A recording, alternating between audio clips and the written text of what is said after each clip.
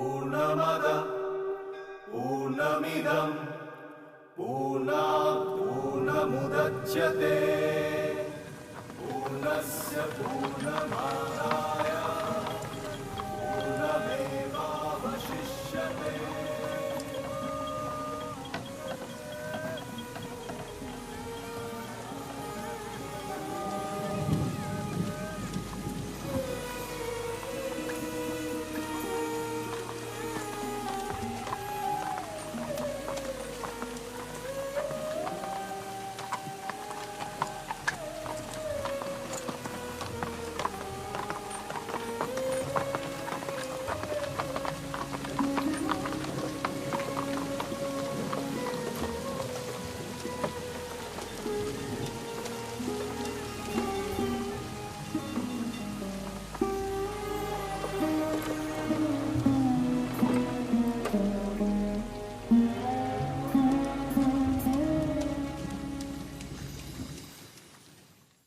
आज हमारे घर से सुचरिता जा रही है।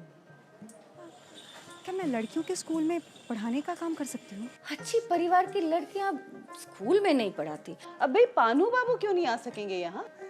तो फिर बिनोय बाबू क्यों नहीं आ सकेंगे? जब अंदर न्याय न हो तो बाहर से शांति बनाए रखना बहुत ही अशुभ है।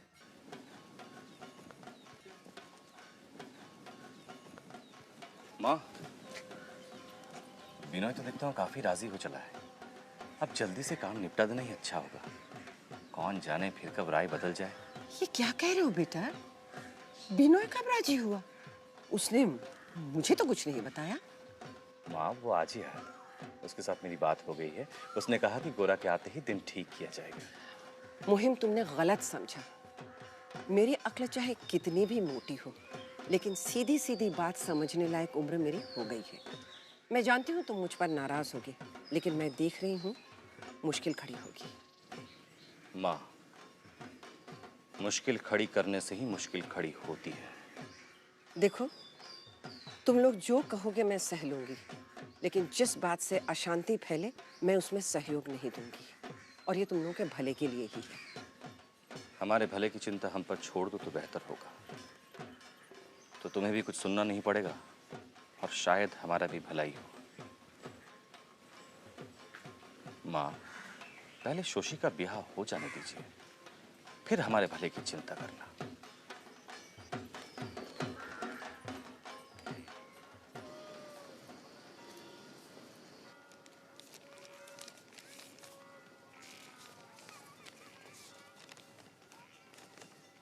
माननीय, तुम लोगों के बारे में तरह तरह की बातें सुनकर मन बहुत खराब हो रहा था।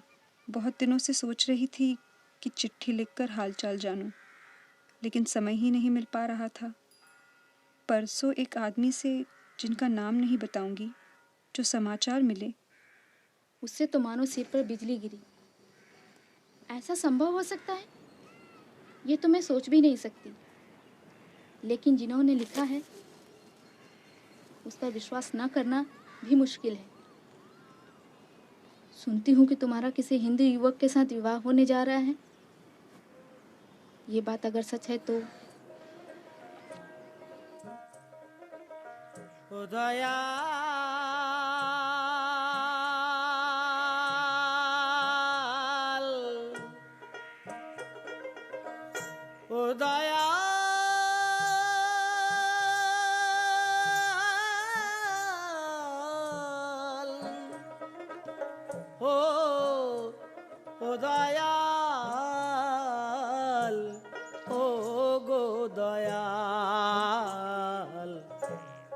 ঘরে আমার মন বসে না, বাইরে আসি তাই দয়াল। খোলা মাঠে বাউল সুরে দোতরা বাজায় দয়াল, দোতরা বাজায়।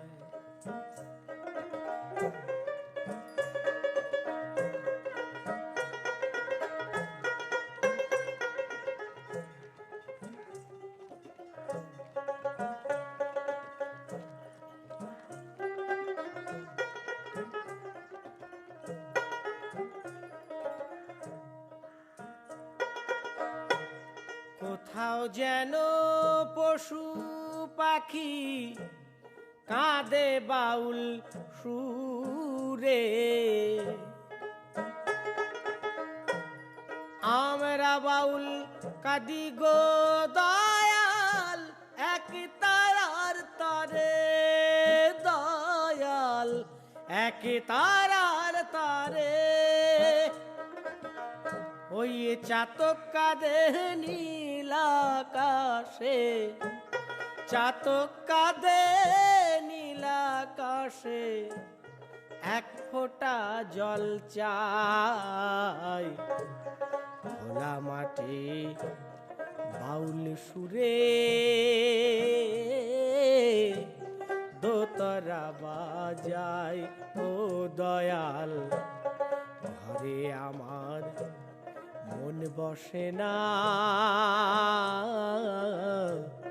বাইরে আসি তাই দয়াল বাইরে আসি তাই।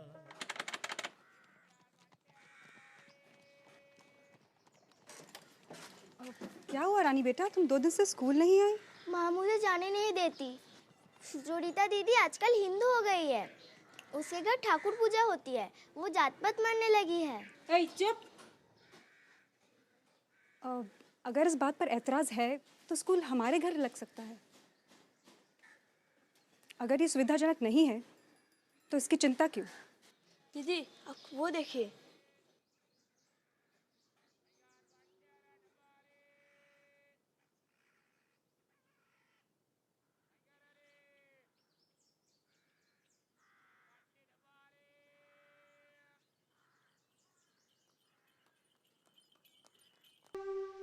सुधीर दादा, क्या हुआ? सच सच बताइए। भानु बाबू तुम्हारे स्कूल का विरोध करने पे तुले हुए हैं। क्यों? क्योंकि दीदी के घर मूर्ति पूजा होती है इसलिए? केवल इसलिए नहीं। तो और क्या बात है? कह ही दो। बहुत सारी बातें हैं। क्या मेरा भी कोई कसूर है? ये मेरे उस स्टीमर पर सफर करने की सजा है ना?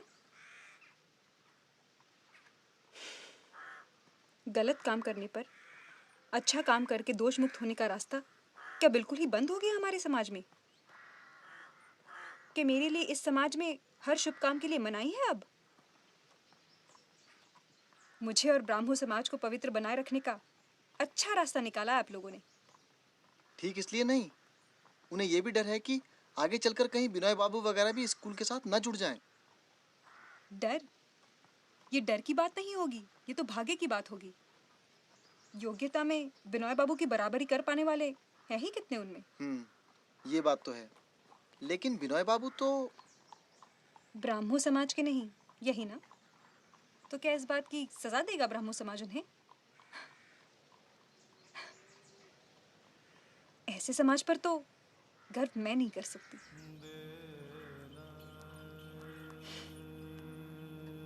बेटा, अब ललिता के बारे में सोचने का समय आ गया है। जानती हूँ बाबा। मैं समाज की निंदा की चिंता नहीं कर रहा हूं। मैं सोच रहा था कि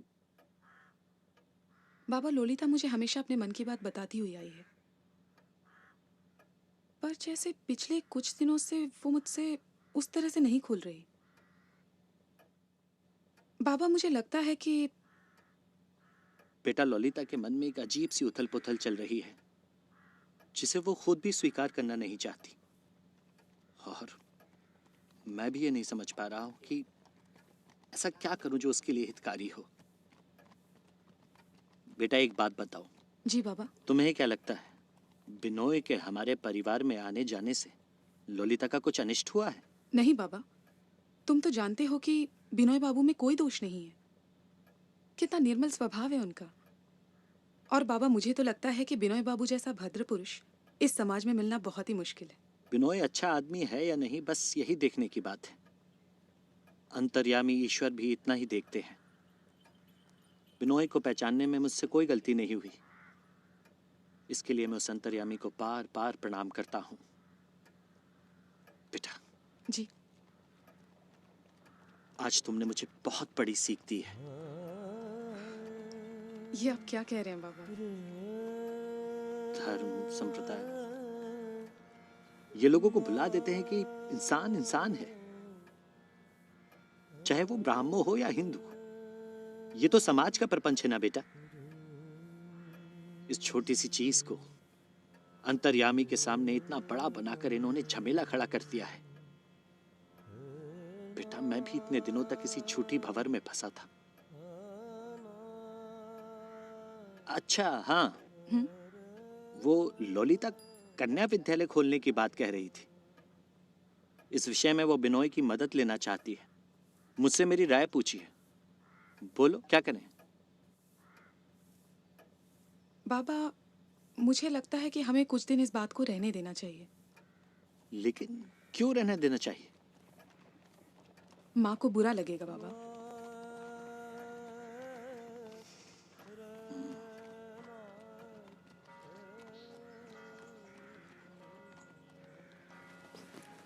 मैं शुरू से ही आप लोगों को सावधान करता रहा और इसके लिए आप लोगों की नाराजगी भी झेली थी मैंने।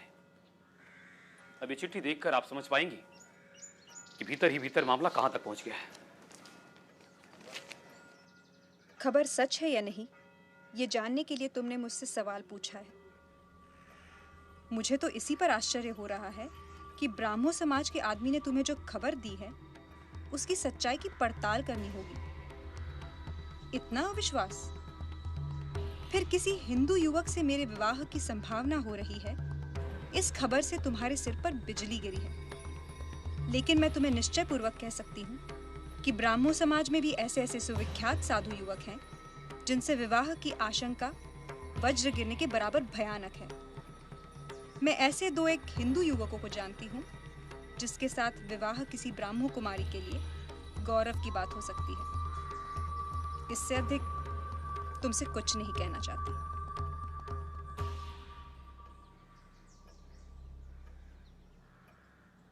अब इसके लिए मुझे दोष मत दीजिएगा। आप लोगों ने तारीफ कर करके सुचरिता का सिर फिरा दिया है। अब संभालिए अपनी इस आदर्श ब्राह्मण कुमारी के लक्षण। अरे विनय और गोरा को तो वही सबसे पहले इस घर में लेके आई थी ना। विनय को तो फिर भी मैं हमारे रास्ते खींच लाई, लेकिन फिर पता नहीं कहां से वो मौसी जी आ गई। वो तो इस घर में मूर्ति पूजा, छुआछूत, जात पात सब शुरू कर दी थी। विनय को उन्होंने इस कदर बिगाड़ा कि वो तो मुझे देखते ही भाग खड़ा होता है। अब मैं क्या कर सकती हूँ बताइए? इन सब की जड़ में तो सुचरिता ही थी। मैं तो शुरू से ही जानती थी वो लड़की कैसी है, लेकिन मैंने कभी कुछ कहा नहीं। अब ये चिट्ठी दिखा के मुझे फायदा क्या है? आप जो उचित समझे, भला समझे वो करिए। लीजिए, देखिए।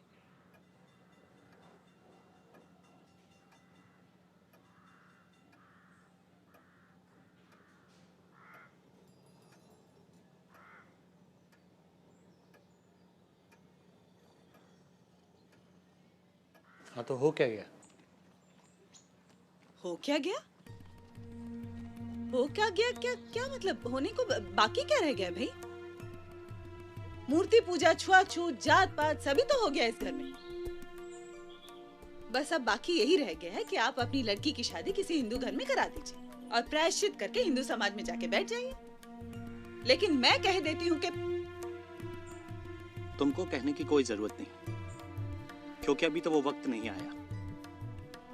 और एक बात बताइए, आप लोगों को ये चिट्ठी पढ़ के ये कैसे लगा कि ललिता का विवाह हिंदू परिवार में होने वाला है? इसमें तो मुझे ऐसा कुछ नहीं दिखता। क्या होने से आपको दिखता है, ये मुझे आज तक समझ में नहीं आया। अगर समय रहते आपको दिख जाता ना, तो नौबत यहाँ तक नहीं पहुँचती। अरे इससे खुलासा कोई चिट्ठी में क्या लिख सकता है भला? मैं समझता हूँ कि ललिता को ही बुलाकर पूछ लेते हैं कि उसकी मंशा क्या है। अगर आप लोग इजाजत दें तो मैं पूछ सकता हूँ। पापा ये देखिए, आजकल ब्राह्मो समाज से ऐसी गुमनाम चिट्ठियां आती हैं। ललिता, ये चिट्ठी पढ़ के तुम्हें गुस्सा आ रहा है ना? लेकिन तुम ये क्यों नहीं सोचती कि ये चिट्ठी पाने के लिए तुम खुद जिम्मेदार हो? तुम वैसी चिट्ठी अपने हाथ से लिख कैसे सकी? अच्छा, तो शैला बाला के साथ आप ही की चिट्ठी पत्री हो रही है? ब्रह्मो समाज के प्रति अपने कर्तव्य को समझकर और लाचार होकर शैला बाला ने तुम्हारी चिट्ठी मुझे सौंपी थी। और इस पर ब्राह्मो समाज का क्या कहना है? तुम्हारे और विनय बाबू के बारे में जो अफवाह समाज में फैल रही है, मुझे उस पर बिल्कुल विश्वास नहीं। लेकिन फिर भी मैं तुम्हारे मुंह से उसका स्पष्ट प्रतिवाद सुनना चाहता हूँ। क्यों बिल्कुल विश्वास नहीं है?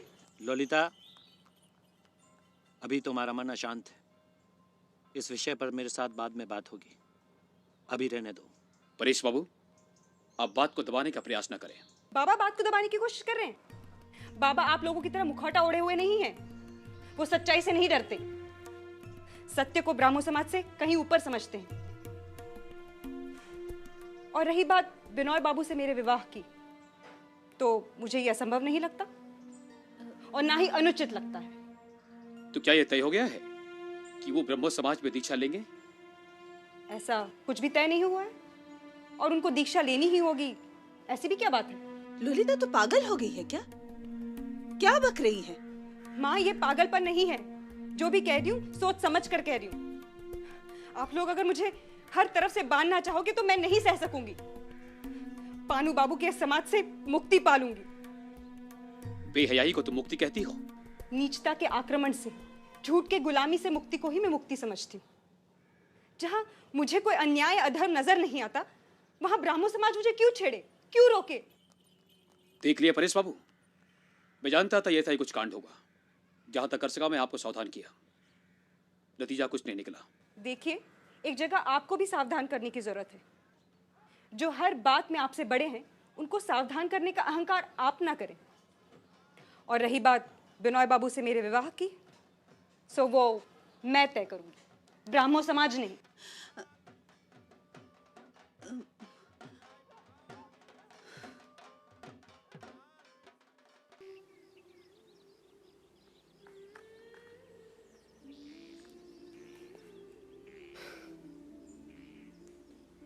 मुझे बहुत डर लग रहा है ललिता। किसका डर? पूरे ब्राह्मो समाज में हंगामा मच गया है। अब अगर बिनोय बाबू राजी नहीं हुए तो? वो राजी होंगे।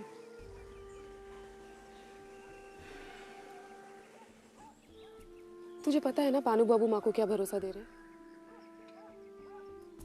वो कह रहे हैं कि बिनोय बाबू अपना समाज छोड़कर कभी तुझसे शादी के लिए राजी नहीं होंगे। तू भी ना ललिता, तुझे क्या जरूरत थी बिना कुछ सोचे समझे पानू बाबू के सामने सब कुछ कह डालने की? दीदी, मैंने जो भी कहा है मुझे उसका पछतावा नहीं है। पानू बाबू समझते हैं कि वो और उनका समाज मुझे शिकार के जानवर की तरह घेरे डालकर अतल समुद्र के किनारे ले आए हैं, जहां मुझे पकड़े जाना ही होगा। वो ये नहीं जानते कि मैं उसी समुद्र में कूदने से नहीं डरती, पर उनके शिकारी कुत्तों के घेरे में आकर उनके पिंजरे में घुसने से डरती हूँ। देख, मुझे लगता है कि हमें बाबा से एक बार सलाह तो लेनी ही चाहिए। बाबा शिकारियों का साथ कभी नहीं देंगे। उन्होंने कभी हमें बांधना नहीं चाहा है। जब भी हमारी राय उनकी राय से अलग हुई है, क्या वो कभी नाराज हुए? क्या कभी उन्होंने ब्राह्मो समाज की दुहाई देकर हमारा मुंह बंद करने की कोशिश की है? इस बात पर माँ भी बिगड़ी है, लेकिन उन्हें हमेशा इसी बात का डर लगा रहा कि कहीं हम खुद सोचने का साहस ना खो बैठे। जब उन्होंने इस तरह सीख देकर हमें बड़ा किया है, तो क्या अंत में पानू बाबू जैसे ब्राह्मो समाज के ठेकेदार के हाथों सौंप देंगे हमें? अच्छा चल, मान लेते हैं कि बाबा कोई बाधा नहीं देंगे, तो तू क्या करेगी? अगर तुम लोग कुछ नहीं करोगे तो फिर मैं... तुझे कुछ करने की जरूरत नहीं है, मैं सोचती हूँ कुछ।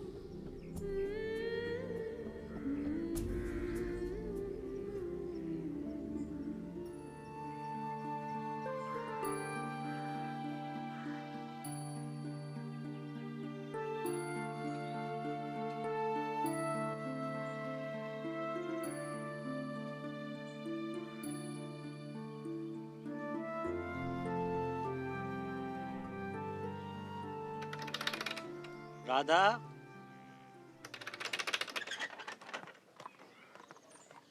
आइए बाबू आइए।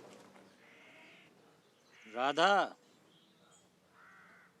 अरे बाबा आप आइए। खुश रहो। आप टहलने नहीं गए बाबा? बेटा, तुमने तो सब सुन लिया है ना? जी, आप बैठिए बाबा, आइए।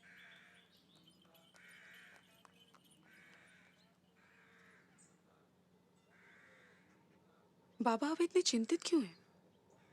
राधा, मुझे एक ही बात की चिंता है कि ललिता ने ये जो संकट खड़ा कर रखा है, क्या इसकी चोट वो सह पाएगी? कई बार उत्तेजनावश हम एक अंधी स्पर्धा में दौड़ पड़ते हैं, लेकिन जब उसके परिणाम आते हैं ना बेटा, तो उसको सहने की क्षमता हमें नहीं होती।